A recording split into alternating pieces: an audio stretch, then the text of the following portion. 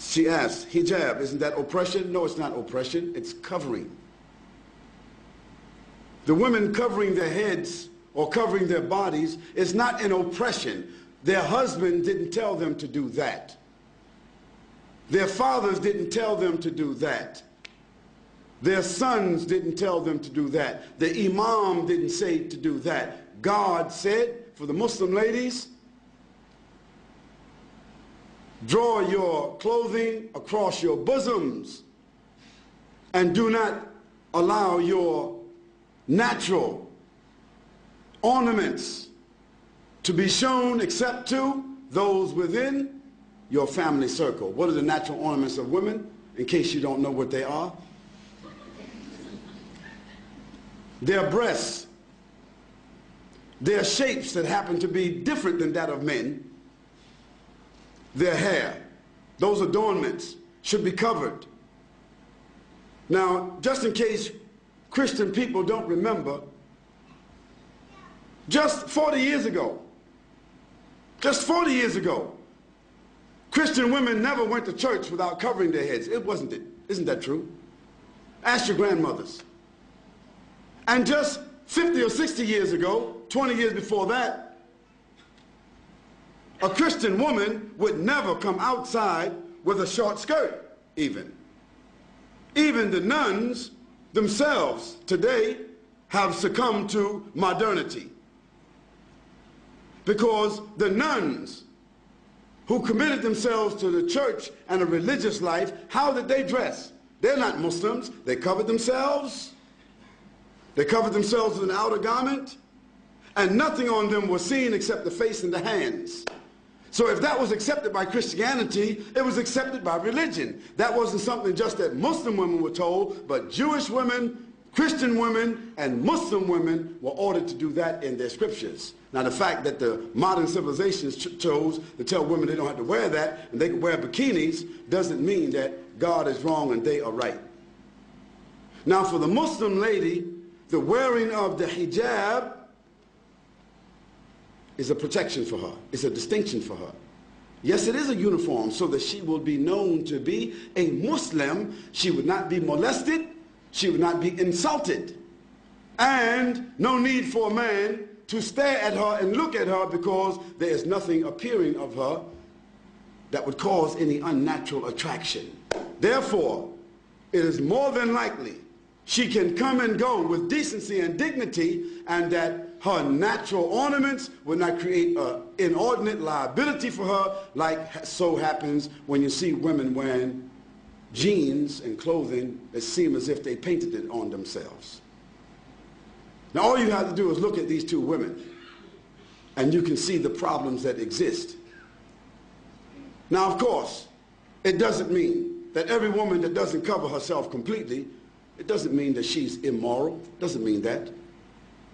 But the Quran gives to the Muslim women what we consider to be an ounce of prevention is worth what? What's it, you know the, what is it called? An ounce of prevention is worth what? A pound of cure. So just like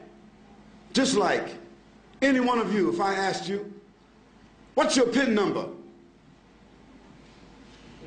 You wouldn't tell me. If I came to visit you in your house, you wouldn't have your certificates of deposit in front of me. You wouldn't have your jewels in front of me. You wouldn't have your stack of money or your savings in front of me, distributed just because I'm a friend and everything should be transparent. No, you have those valuables in a place that is safe.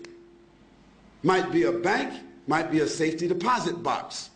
Well, that's just money.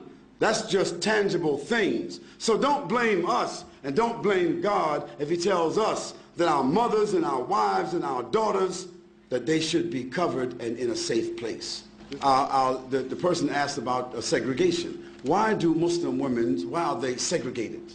They're not segregated. They're not segregated.